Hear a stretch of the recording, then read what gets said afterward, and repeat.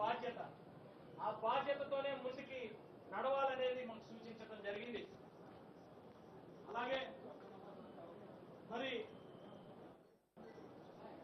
Steel plant విషయం కూడా, steel plant విషయాన్ని నార్మల్ గా మర్చిపోతాం మనం.